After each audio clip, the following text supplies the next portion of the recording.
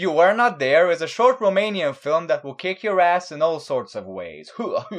What initially seems to be just another boring and uneventful day for an elderly man, filled with relaxation, watching unimportant shit on TV, and waiting around for his son to come and visit him, quickly takes a turn for the worst. An ordinary morning during which the father wants to do some catching up and talk trivial matter like what ingredients should and should not be used to make bread and tea, and the son, understandably not having any time or patience for any of this, quickly is interrupted by a knock on the door. A reporter and cameraman show up, claiming to be making a scoop about the communist period, more specifically the infamous Pitești prison experiment, to which they suspect the old man has some more than nefarious connections to. If you're not familiar with the Pitești prison experiment, it was similar in fashion to the Stanford prison experiment, which has inspired many films, one of which I recently reviewed actually, but unfortunately the similarities quickly fade when you realize that the Stanford prison experiment was like a field trip, a walk in the park, a day on the beach, compared to what happened in Pitești.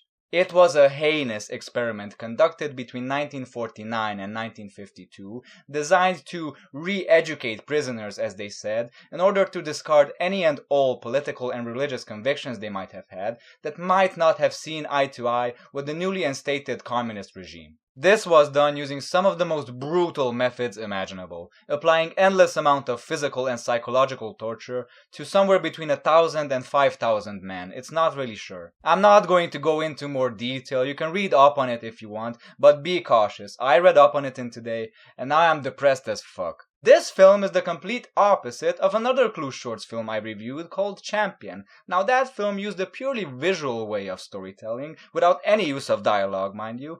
The strength of this film, however, is its script and is its dialogue. I don't know how to explain it, but I was eating every word up like they were marshmallows. So the old man, obviously not wanting to discuss the matter, tries avoiding the group until he is cornered and is left with no choice but to give in. He starts shedding his skin and actually admits to torturing people, even saying that he doesn't feel any shame and considers his actions completely justified, having done them for the legitimate reason of having worked hard to serve a cause he once believed in, serving his country, the government, following rules, executing orders.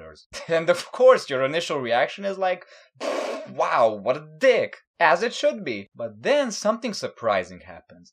Oddly enough, you start feeling compassion for the guy. Bear with me, this might be just my own interpretation, but the way I see it, this film, which raises some huge moral and ethical questions, might be about much more than meets the eye at a first glance. The film is not about whether we should or shouldn't confront such dark periods from our past, because it is fairly obvious that we have to, it's unavoidable, but it is about how we approach them, the manner in which we approach them.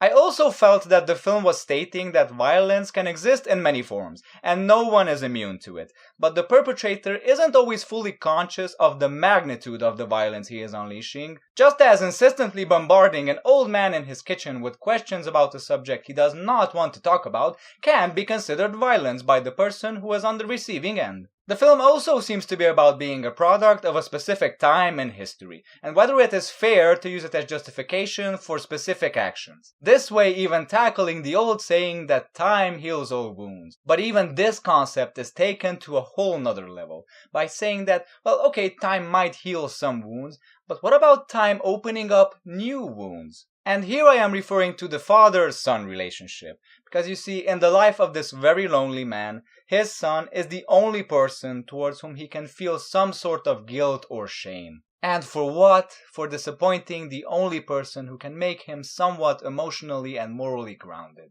This short film is badass. It raises so many questions about individual conscience and all of the things I have said, and I don't even think I have scratched the surface yet. I sincerely hope you will hunt this little movie down. Until then, thanks for watching my review. As always, I will see you later with other reviews. Goodbye.